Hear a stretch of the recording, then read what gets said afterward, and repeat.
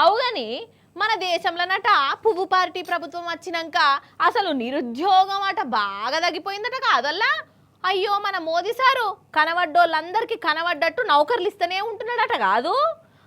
అంటే పువ్వు పార్టీ వాళ్ళు చెప్పంగా ఇన్నా అసలు ఏమంట కేంద్రంలో పువ్వు ప్రభుత్వము మన రాష్ట్రంలో చెయ్యి పార్టీ ప్రభుత్వాలు వచ్చినాయో ఇక అప్పటి సంధి నౌకర్లు లేనోళ్ళ జాతకాలే మారిపోయినాయటనుల్లా. ఎంత రాత మారిందో ఎరికేనా నల్లా చూడుండ్రి మీరే. అబ్బా ఇగో వీళ్ళందరూ నిరుద్యోగులు. ఒక్కొక్కరు బీటెక్కులు, ఎంటెక్కులు, ఎంబీఏలు, లాయర్ కోర్సులు, పిహెచ్డీలు చేసిన వాళ్ళు. అమ్మో గంత పెద్ద చదువులు చదివిన వాళ్ళు అంటే ఇంకా పెద్ద కొలువులే అయి ఉంటుంది. అందుకే అంత పోటీ అని అనుకోగల. కాదు సర్కార్ ఆఫీసుల చెప్రాసి పని చేసేటందుకు ఇగో వీళ్ళందరూ గిట్లెగబడ్డరు. అరే అవంటనోళ్ళ గంత పెద్ద చదువులు చదివి గానౌకర్ల కోసము గిట్లెగబడ్డరు. మన పువ్వు గుర్తు పార్టీ పాలన చేస్తున్న రాజస్థాన్ రాష్ట్రంలో అటెండరు ఊడ్చేటోళ్ళ కోసం ఉద్యోగాలు వేసిర్రు. 52,000 ఖాళీలున్నాయట. ఇక అటెండరు, వార్డు బాయ్, ఊడ్చేటోళ్ళు అంటే 6వ తరగతి 10వ తరగతి ఫెయిల్ అయిన వాళ్ళ కోసం కదా. కానీ ఈడ మాత్రము అందరు పెద్ద పెద్ద చదువులు చదివిన వాళ్ళే ఎగబడ్డరు లో. ఇక 52,000 ఖాళీలకు 25 లక్షల మంది దరఖాస్తులు చేసుకున్నారు. ఇక చెప్పుండ్రి కథ. మన దేశంలో ఎంతమంది నౌకర్లు చేస్తాన్రో, ఎంతమంది నౌకర్ల కోసం ఎదురు చూస్తాన్రో.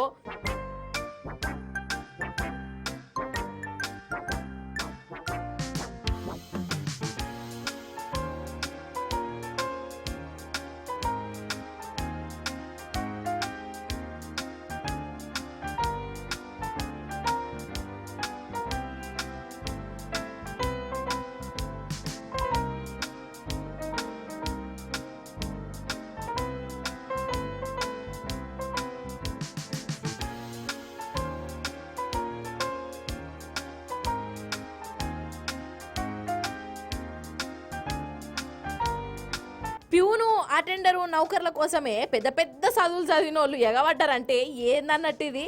అది కూడా ఒక్క రాష్ట్రంలోనే 25 లక్షల మంది అట. అయితే ఇంతమంది ఒకటేసారి అప్లై చేసుకునే వరకల్లా ఆన్లైన్ అంతా ఆగమాగమైందంట. అందుకే డైరెక్ట్ వచ్చి అప్లై చేసుకోర్రి అంటే పాపం ఇంతమంది అప్లై చేసుకునేది ఎందుకు వచ్చిర్రు. తొక్కిసలాటలు కూడా అయినాయి. ఆగమాగం చందన ఏమన్నంటే మోడీ సారు ఏమంటుండు, మోడీ హైతో ముమ్కిన్ హే, పువ్వు పాలనలా నిరుద్యోగం తగ్గిపోయింది, మస్తు నౌకర్లు వస్తున్నాయి, బొచ్చడు మంది సంతోషంగా ఉన్నారు అని అంటాడు. అసలు కథనేమో ఇగో గిట్లున్నది.